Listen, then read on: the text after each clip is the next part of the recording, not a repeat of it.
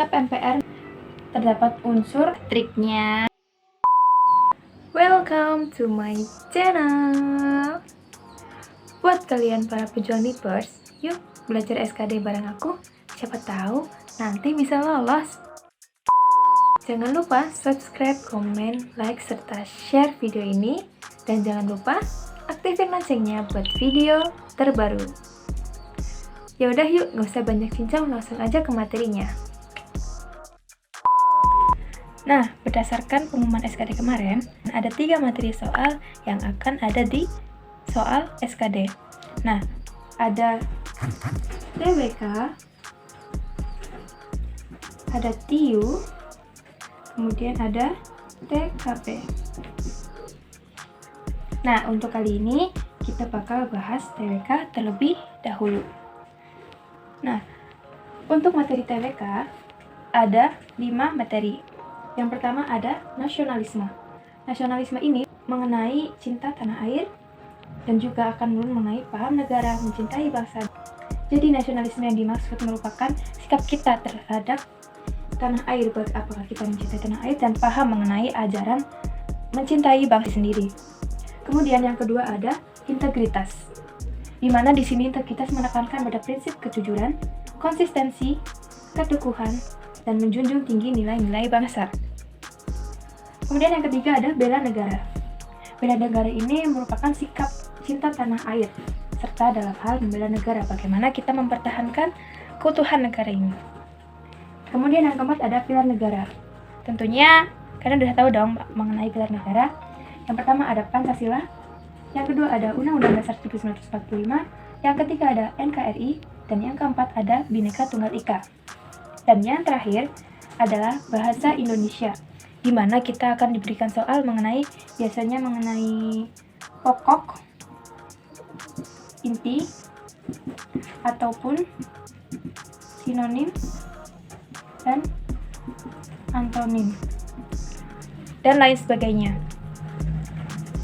Langsung saja kita ke soal yang pertama.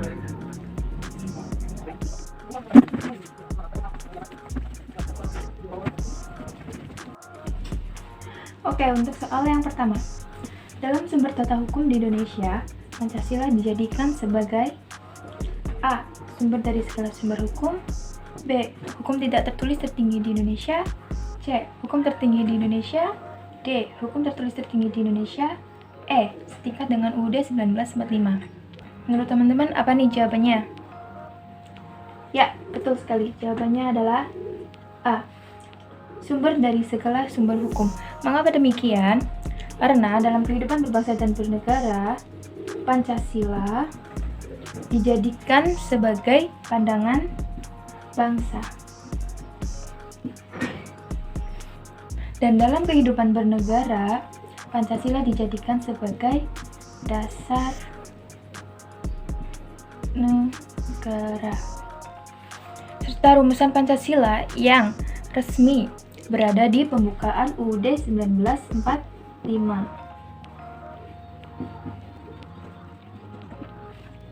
Nah, ketiga ini mencakup dalam pembuatan undang-undang. Ada Perpu, Perda, Perpres, dan lain-lain. Adapun tata cara pembacaan teks Pancasila yang benar dan itu diatur dalam TAP MPR nomor 1 tahun 1983. TAP MPR nomor 1/MPR/1983. Nah, jadi seperti ini. Dalam sumber tata hukum di Indonesia, Pancasila dijadikan sebagai sumber dari segala sumber hukum. Dan Pancasila juga dijadikan sebagai pandangan hidup bangsa, sebagai dasar negara, dan secara resmi Pancasila termuat dalam pembukaan UUD 1945. Dan ketiga ini merupakan aturan dalam pembuatan undang-undang, baik itu Perpu, Perpres, dan lain-lain. Dan adapun tata cara pembacaan Pancasila, yaitu ada di TAP MPR nomor 1 MPR tahun 1983. Oke, lanjut ke soal nomor 2. Soal nomor 2. Menurut Profesor Notonegoro, apa yang dimaksud dengan nilai vital? A. Segala sesuatu yang benar-benar penting bagi manusia. B. Segala sesuatu yang dapat menyebabkan hal-hal penting yang bila tidak terpenuhi. C. Segala sesuatu yang berguna bagi manusia untuk dapat mengadakan kegiatan dan aktivitas. D. Semua jawaban salah. Jadi menurut teman-teman mana nih jawabannya? Jawabannya adalah C. Nilai vital merupakan segala sesuatu yang berguna bagi manusia untuk dapat mengadakan kegiatan dan aktivitas. Nah, menurut Profesor Notonegoro, terdapat 3 nilai dalam Pancasila. Yang pertama ada nilai material,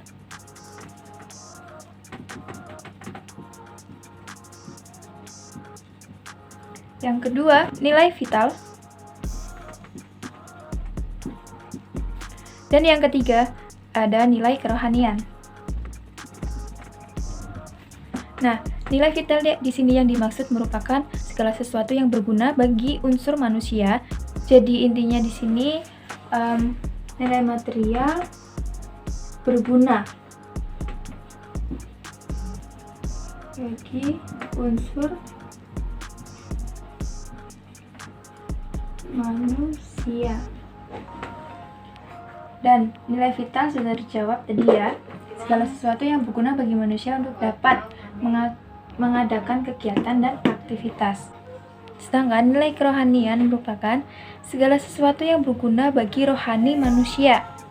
Nah, nilai kerohanian sendiri juga dibagi menjadi 4 ya. Yang pertama ada nilai kebenaran, yang kedua ada nilai keindahan, dan yang ketiga ada nilai kebaikan atau moral, dan yang keempat ada nilai religius. Oke, kita tulis ya, nilai kebenaran. Ada kebenaran, moral, religius, keindahan. Nah, jadi sudah jelas ya. Menurut Profesor Notonegoro, nilai vital merupakan segala sesuatu yang berguna bagi manusia untuk dapat mengadakan kegiatan dan aktivitas. Dan menurut Profesor Notonegoro sendiri, terdapat 3 nilai Pancasila, yaitu ada nilai material, nilai vital, dan nilai kerohanian. Perbedaan dari ketiga nilai ini, yang pertama, nilai material berguna bagi unsur manusia, sedangkan nilai vital berguna bagi unsur manusia, namun terdapat unsur kegiatan dan aktivitas. Dan nilai kerohanian berkaitan dengan kebenaran, moral, religius, dan keindahan. Oke, lanjut ke soal nomor 3. Hubungan sosial yang selaras, serasi, dan seimbang antara individu dan masyarakat dijiwai oleh nilai-nilai Pancasila, yaitu A. Sila pertama, B. Sila kedua, C. Sila ketiga, D. Sila keempat, E. Sila kelima. Nah, bisa kita lihat di sini kata kuncinya ada hubungan sosial yang selaras, serasi, dan seimbang. Nah, ini mengacu pada sila ke-2, kemanusiaan yang adil dan beradab. Mengapa demikian? Karena sifat-sifat manusia yang beradab yaitu selaras, serasi, dan seimbang antara individu dan masyarakat saling berketergantungan. Jadi jawabannya adalah B. Hubungan sosial berkaitan dengan hubungan sosial dan kemanusiaan. Kata kuncinya yaitu sosial, selaras, serasi, dan seimbang. Kak, kenapa sih nggak sila yang pertama aja? Kenapa sih nggak sila ketiga aja? Yang keempat aja, kan itu hubungan dengan manusia. Nah, jadi jawabannya sila pertama itu berkaitan dengan ketuhanan atau keyakinan dan agama. Nah, sila ketiga berkaitan dengan persatuan. Sila keempat berkaitan dengan musyawarah mufakat.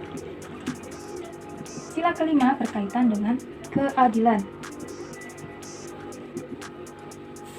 Sudah jelas ya, sila pertama berkaitan dengan ketuhanan, sila kedua berkaitan dengan kemanusiaan, sila ketiga berkaitan dengan persatuan, sila keempat berkaitan dengan musyawarah mufakat, dan sila kelima berkaitan dengan keadilan. Oke, lanjut ke soal nomor 4. Undang-Undang Dasar 1945 sudah mengalami amandemen sebanyak A. 5 kali, B 4 kali, C 3 kali, D 2 kali, E 1 kali. Jawabannya mana nih?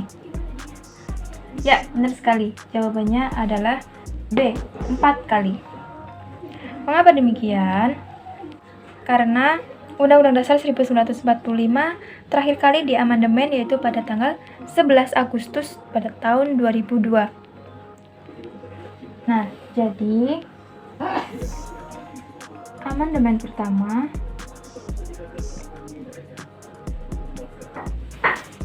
itu dilakukan pada tanggal 19 Oktober tahun 1999. 19 Oktober tahun 1999. Dan amandemen kedua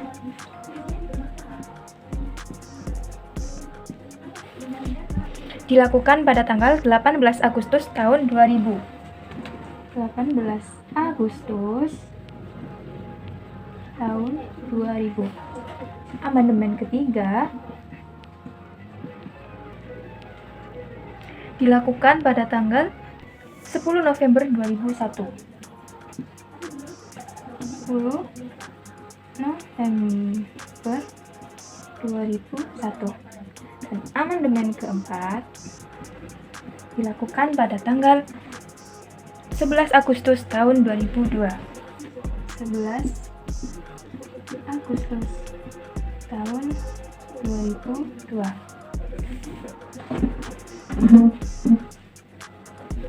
Nah, dalam keempat amandemen ini terdapat beberapa pasal yang telah diubah. Ya, jadi pada amandemen Undang-Undang Dasar 1945 ini bagian yang paling sulit untuk dihafalkan ya. Dan ini ada beberapa trik biar kalian mudah menghafal amandemen UUD 1945. Amandemen pertama itu dilaksanakan pada 19 Oktober. Itu bisa disingkat dengan Lan-Las-Nok. Lan-Las-Nok. 19 Oktober. Amandemen kedua dilakukan pada tanggal 18 Agustus tahun 2000 dan itu bisa disingkat dengan Panlastus. 18 Agustus. Dan amandemen ketiga dilakukan pada tanggal 10 November tahun 2001 itu bisa disingkat dengan Puber. 10 November. Dan amandemen keempat dilakukan pada 11 Agustus. Itu bisa disingkat dengan Sebeltus. Sebeltus.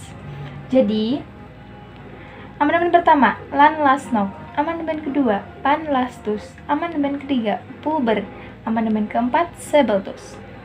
Nah, kemudian pasal berapa aja sih yang diubah pada amandemen Undang-Undang Dasar 1945? Nah, pada amandemen pertama itu ada pasal 5, 7, 9, 13, 14, 17, 20, 21.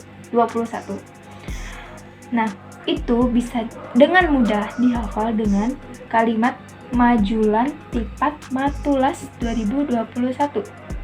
Oh ya, Majulan Tipat Matulas 2021.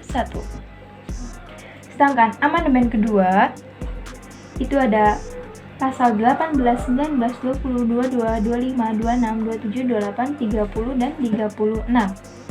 Itu bisa mudah dihafalkan dengan kata Delan 20 Dumanem Tude 3036. Amandemen ke-3 ada pasal 1, 3, 6, 11, 17, 23, 24. Itu bisa dihafal dengan mudah dengan kata Tutinem selas tutipat. Tutinem selas tutipat. Dan amandemen keempat ini yang paling banyak. Ada pasal 2, 3, 6, 8, 11, 16, 23, 24, 31, 32, 33, 34. Ini agak susah ya untuk dihafal, tapi untuk perkiraan tahun ini itu cukup menghafal amandemen ke-1, 2, dan 3 karena selain itu maka amandemen 4 lah yang jadi tidak akan keluar ya mungkin itu perkiraan. Jadi cukup menghafal majulan tipat matulas dengan 22 manentum 3036 tutin 6 selas tipat. Itu dia triknya biar kalian mudah menghafal mengenai amandemen UUD 1945. Oke, lanjut ke soal nomor 5. Cinta kepada tanah air dan bangsa dapat dibuktikan dengan cara A. Mengekspor semua hasil bumi di Indonesia dan mengimpor barang luar negeri. B. Tidak melakukan hubungan dengan negara lain dan melakukan proteksi. C. Mengurangi impor barang dari luar negeri agar devisa tetap stabil. D. Mengurangi produksi dalam negeri meskipun mampu membelinya. E. Tidak menggunakan produk luar negeri meskipun mampu membelinya. Jawabannya yang mana? Oke, kita analisis dulu ya. Cinta kepada tanah air. Cinta dapat dibuktikan dengan cara bukti. Jika kita mencintai seorang, kita harus melakukan apa? Kita harus membuktikannya bagaimana? Yang A. Mengekspor semua hasil bumi di Indonesia dan mengimpor barang luar negeri. Tentunya tidak ya. Mengekspor semua itu nggak mungkin. B. Tidak melakukan hubungan dengan negara lain dan melakukan proteksi. Tidak melakukan hubungan dengan negara lain, bagaimana kita bisa tergabung dalam PBB? Nggak mungkin kan? Jadi ini tidak ya. Mengurangi impor barang dari luar negeri agar devisa tetap stabil. Ini bisa ya, karena ada kata mengurangi impor barang dari luar negeri. Dan D. Menggunakan produksi dalam negeri meskipun mampu membelinya. Meskipun, berarti kalau nggak mampu membelinya nggak beli ya. Oke, ini bisa di lock ya, bisa juga. E. Tidak menggunakan produk luar negeri meskipun mampu membelinya. Tidak menggunakan produk luar negeri. Apakah kelas yang termasuk pemerintah tidak menggunakan produk luar negeri? Bukankah banyak pesawat, mobil, ataupun kendaraan lain menggunakan luar negeri? Ini enggak ya. Nah, ini diantara dua ini jawabannya. Jadi yang mana menurut kalian? Yap, yang C. Mengurangi impor dari luar negeri agar devisa tetap stabil. Ini adalah bukti cinta kita kepada tanah air. Kita tetap mempertahankan keadaan tanah air dengan menjaga devisa tetap stabil. Oke, lanjut ke soal nomor 6. Soal nomor 6. Pada saat menjelang perayaan HUT Republik Indonesia, sering diadakan pawai dan perlombaan untuk memeriahkan memeriahkannya.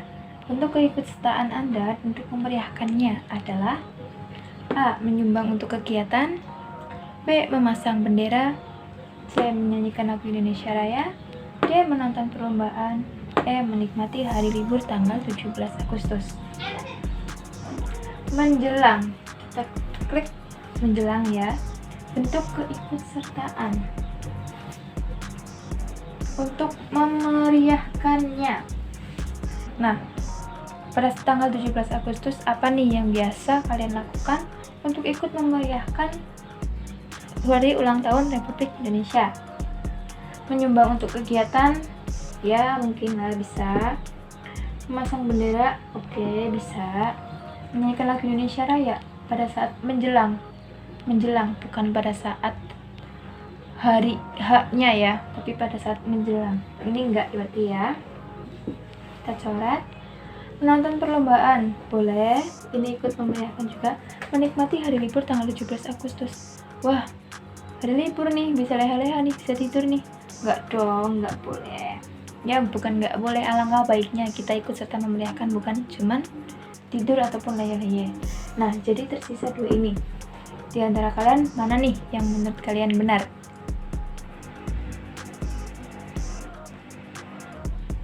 Jawabannya adalah Oke guys, itu dia penjelasan mengenai soal-soal TBK. Nah, untuk selanjutnya jangan lupa tonton part 2-nya ya, besok. Ditunggu. Bye.